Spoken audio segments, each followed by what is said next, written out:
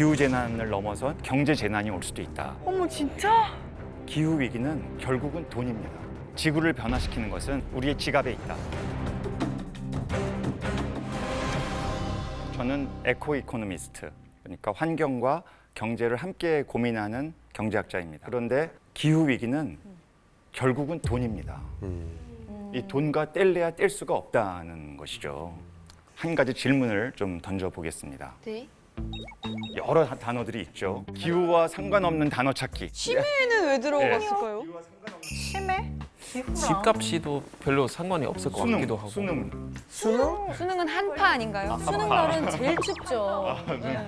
사실 여기에 보이는 모든 단어들은 다 기후와 연관이 있습니다. 아, 그래요? 영화 기생충에서 보면 비가 쏟아지는 날 부잣집 아들은 마당에서 텐트를 치고 노는데 반면 반지하에 살던 사람들은 집에 물이 잠겨서 난리가 나잖아요. 그렇죠. 난리 나죠. 그런 일이 앞으로 좀 더 본격적으로 일어날 수 있다. 다시 말해서 부자들은 상대적으로 피해가 덜한데 어려운 사람들은 더 큰 피해를 보게 되는 이런 상황이 발생할 수 있다는 것이죠.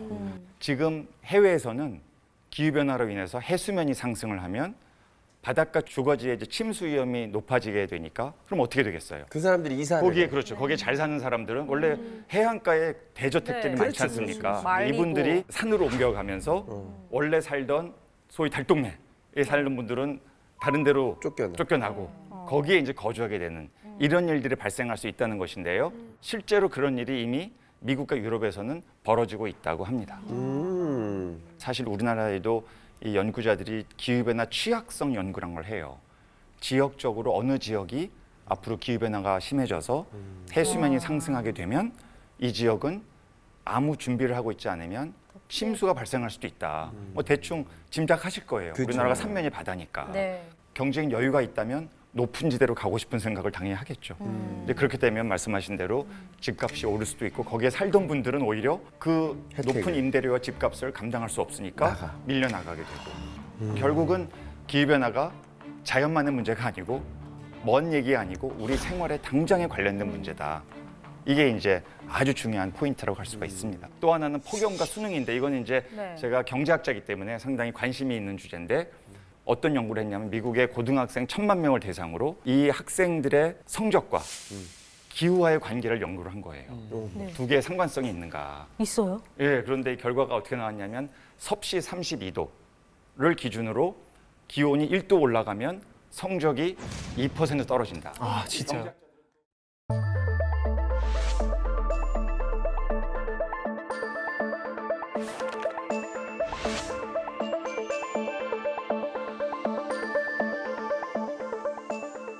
아니 있었어요. 드라마에서도 김서영 씨가 가해 가르쳐주면서 선생님 저를 믿으셔야 합니다. 그때 막 운도 재고 막 최적의 환경을 만들어주고 어쩐지 여름에 공부가 안 되더라고요. 그러니까 네. 온도가 그것 올라가면 때문이니까. 집중도 안 되고 그렇죠. 시험도 못 그렇죠. 보고 그렇게 네. 되는 거예요. 예. 근데 이제 어쩐지. 아니 그럼 뭐 너무 당연한가 지금 이제 그렇게 말씀하시죠. 그렇지만 이 결과가 네. 미국 학계와 이 정부에 상당한 충격을 줬어요. 미국은 세계 최강국에 제일 잘 사는 나라잖아요. 네. 그래서 이런 어떤 기후가 뭐 학생 성적 또 경제에서 말하는 생산성 뭐 노동을 못 하게 되고 이런 거는 개도국의 문제인 줄 알았는데 미국에서도 이게 실증적으로 연구를 통해서 학생 고등학생들의 수학 성적에 영향을 미치더라. 이게 이제 밝혀진 거여서 상당히 이 미국 사회 이거 어떻게 되는 거지? 그냥 미국이 잘 살지만 여전히 에어컨이 있는 고등학교도 있고 네. 그렇지 않은 학교도 있는 거죠. 그래서 이제 당연히 이런 반응이 있을 수 있죠. 아니 그건 에어컨 없는데 다 에어컨 달아주면 되는 거 아니냐? 두 가지 문제가 있어요. 에어컨 다는데 미국 전체 학교가 얼마나 많습니까?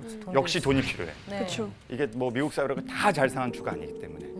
또 한 가지는 이제 그렇게 하면서 가스. 에어컨을 돌리게 되면 정확하시네요. 가스.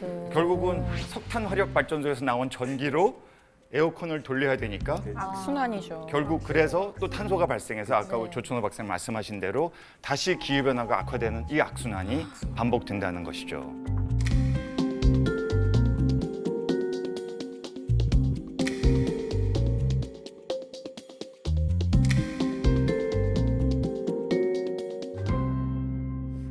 기후변화가 이렇게 뭐 어렴풋하게는 우리 삶의 전반에 영향을 미치겠거니 생각은 했지만 이렇게 하나하나 정확한 수치로 연구가 있다는 사실은 좀 놀랍네요. 네, 그렇습니다. 근데 그 이게 기후변화 문제 뭐 이렇게 얘기만 들으면 피해 입은 것만 생각이 나고 돈 까먹은 생각만 나지 이게 무슨 돈 벌 만한 그런 아이디어는 생각이 안 나거든요. 맨날 뭐 몇 조, 몇백억 손해, 뭐 피해 이거만 느끼지 이 기후변화로 돈 벌게 해줄 수 있다라는 얘기는 잘 못 들은 것 같아요. 혹시 있나요? 당연히 있죠.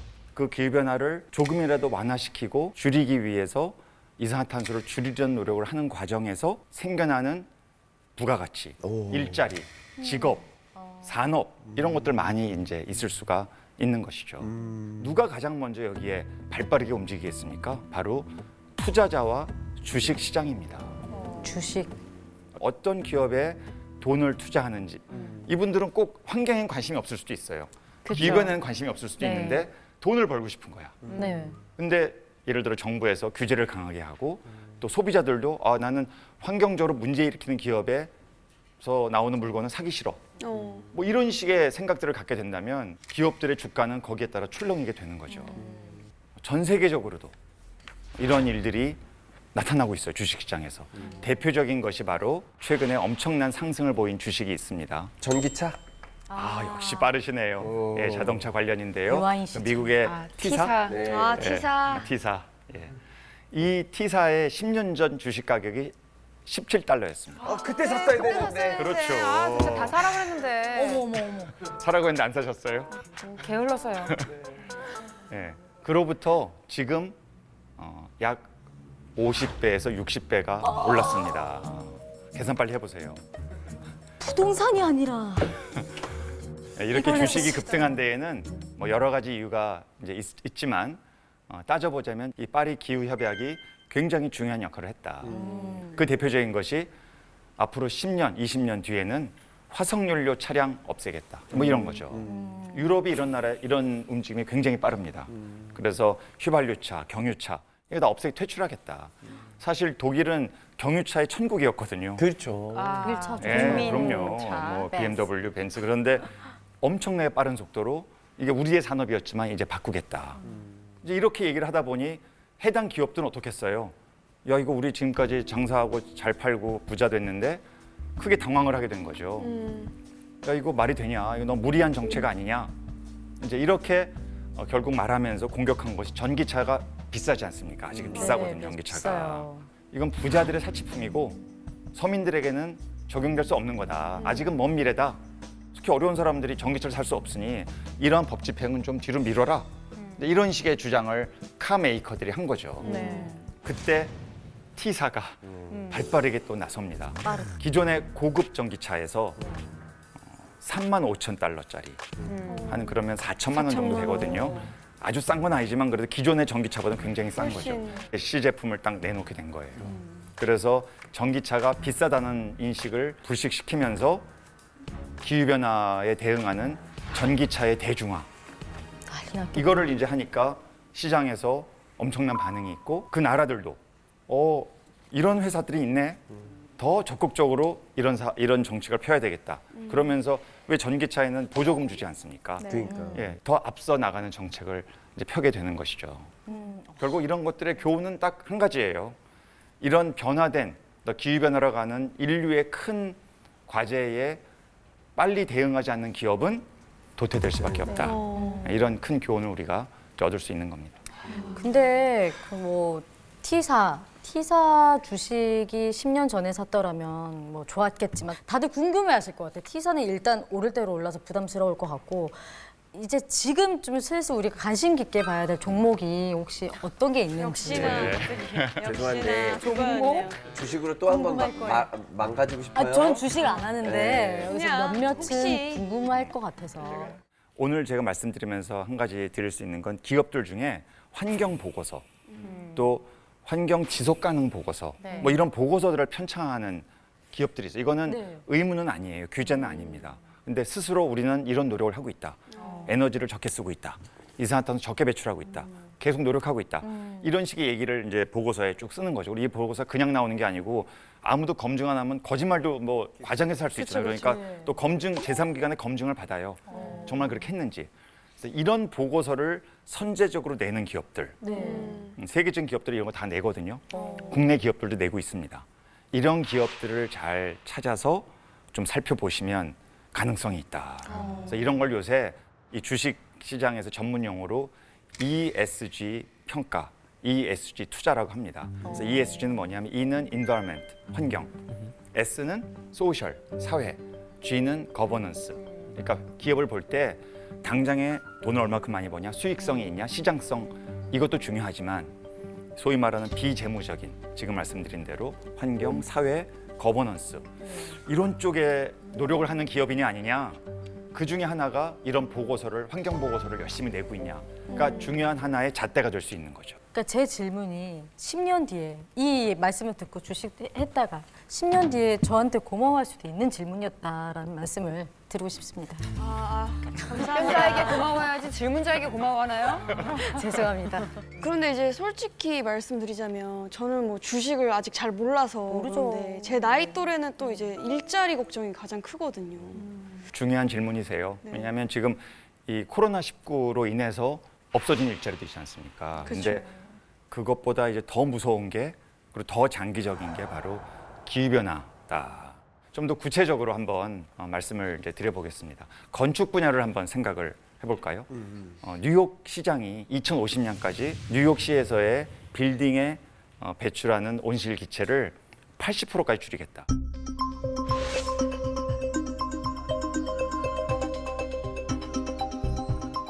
근데 이게 사실은 굉장히 힘든 왜냐하면 건데. 빌딩은 냉난방을 하지 않습니까? 그렇죠. 네. 핵심이 건 난방은 주로 가스로 해요. 네. 냉방은 주로 전기로 전기. 합니다. 이게 다 온실기체를 다 발생시키는 거예요. 그렇죠. 그런데 이걸 80%까지 줄이겠다. 그러니까 그 얘기는 어떻게 되지? 뭐 세련된 디자인이다, 뭐 초고층 빌딩 이런 거 중요하지 않다. 이제는 정말 환경만 생각하는 빌딩으로 다 바꿔라. 이런 엄청난 선언을 이게 80%라는 게 어마어마한 천지개벽할 거죠. 수치거든요. 네. 그럼 거기에 관련된 회사들은 굉장히 뜰 수도 있고 좋아하겠네. 이런 엄청난 혁명적인 변화들이 이제 생기는 거죠. 그와 관련한 새로운 일자리들 많이 생길 수 있다. 뭐 건축 설계사, 건축 컨설턴트 다 이게 그린으로 바뀌는 거죠.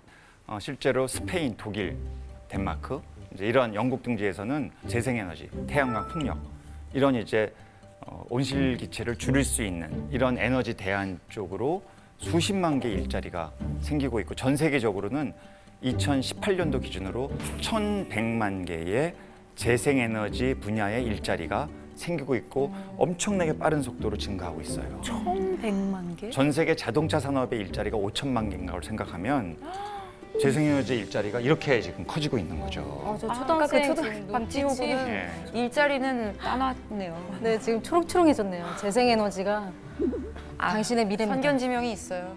이 기후변화 문제를 정부에서 해결하려고 하면은 결국은 뭔가 규제를 통해서 이산화탄소 배출을 줄이는 방식으로 정책을 유도해야 되잖아요. 네. 그러다 보니 소위 기후변화 경찰이 이제 필요하게 된 거죠. 그래, 네, 기후변화 경찰. 단속하는 거예요. 네, 그렇죠, 맞습니다. 예. 그래서 유망 직종 중에 하나 탄소 관련된 직업, 탄소 관련된 금융, 탄소 관련된 시장 이런 것들이 급격하게 지금 이제 커지고 있습니다. 이제 2025년도에 어떤 직종이 유망하겠는가 거기에 보면 탄소 배출권 거래 중개인 되게 특이하다. 딱 들어오세요. 탄소 배출권 거래 중개인. 약간 부동산 중개인 같은 느낌인데. 예, 그런데 이제 거래 대상이 부동산이 아니고 탄소를 이산화탄소를 거래를 중개하는 시장도 생기고 중개인도 생기고 중개인은 돈도 벌고 이제 이런 게 이제 이미 생겼어요. 예, 이미 이제 하고 있는 겁니다. 한번 도표를 한번 보실까요? 탄소 줄이는 쪽은 우리나라가 좀 많이 약합니다. 오메야. 진짜? 아, 우리나라는 석탄화력 발전소가 아직도 많이 있는 거예요. 아직도 많은 정도가 아니라 전력 생산에 대부분이- 서울에 없어서 그렇죠. 맞아요, 비중이 맞아요. 가장 큰 게 석탄화력 발전소입니다. 공장 진짜 많아요. 심지어 2위가 우리나라가 인도. 아주 잘한다고 볼 수는 이제 없고 그래서 전체적으로 이 탄소 배출에 있어서는 우리나라 경제 규모에 비해서는 많이 배출하는 나라 이제 이렇게 돼 있죠. 반면에 재생에너지의 발전 비중은 또 반대로 제일 낮습니다.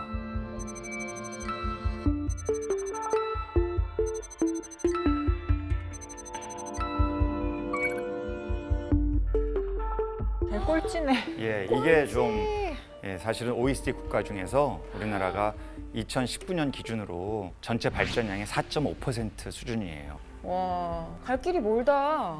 그러니까 잠깐 독일 얘기하자면 이제 재생에너지 관련된 이야기를 우리도 어렸을 때부터 많이 들었죠. 학교에서 아직도 그때 영상 들어줬던 것도 기억나는데 90년대부터 2000년대까지 그건 이제 핵심적인 그런 하나의 산업이었고 계속 이제 또 발전해 나가고 있지만 풍력 발전소, 뭐 태양 에너지 이런 거는 계속 이제 늘리고 있는 추세인데 이제 알아보니까 독일은 지금은 대체 에너지의 비율이 전체 에너지 소비량 보면 이미 43% 지금 차지하고 있어요. 많이 올라왔다. 절반으로 지금 이제 가고 있는 그런 추세인데 말씀하신 것처럼 일자리도 늘어나고 그리고 앞으로는 우리가 계속 그쪽으로 변하지 않으면은 훨씬 더 많은 비용들이 발생하기 때문에 지금은 그 투자를 해야 돼요. 어쩔 수 없는 부분이야. 유럽은 이제 앞으로 조만간 탄소 국경세를 도입을 검토하겠다. 탄소 국경세는 뭐냐면 유럽은 탄소 배출의 값을 매기겠다. 자기들은 탄소에 대한 탄소세를 매기는데 다른 나라가 매기지 않으면 이건 공정하지 않다. 탄소세를 부과를 해서 수출로 먹고 사는 우리나라는 어떨까요? 무조건 내겠네. 만약에 이런 제도가 도입이 된다면 우리나라의 대표적인 효자 산업인 자동차 산업은 자동차 어떡해. 상당히 큰 타격을 받을 수밖에 없는 거죠. 배보다 배꼽이 더 커지겠다. 전망에 따르면 이게 도입이 되면 우리나라의 자동차 산업에 수천억 원의 그런 벌과금이 매겨질 수도 있다. 또 전 세계적으로 RE100이라는 기업들 중심의 캠페인도 있어요. 이 RE100이라는 것은 자기들이 생산하는 과정에서 필요로 하는 모든 전기는 다 재생에너지로 만들겠다. 와. 그리고 우리한테 물건 납품하려면 너희들도 재생에너지로 물건 만들어라. 굉장히 강력한 시그널을 보내는 건데 네. 여러분 다 아시는 애플, 구글, 페이스북 이런 회사들을 포함한 세계 굴지의 240개 기업들이 이미 여기에 가입하고 있어서 조만간에 하겠다 이거를. 우리나라에 아시다시피 애플의 부품을 수출하는 엄청난 기업도 있지 않습니까? 네. 그러니까 이게 더 이상 이제 기후 문제가 아니고 네. 완전히 경제, 환경 경제 문제가 문제네. 돈 문제. 경제 문제고 네. 돈 문제고 생존 문제고 일자리 문제고 산업 문제고.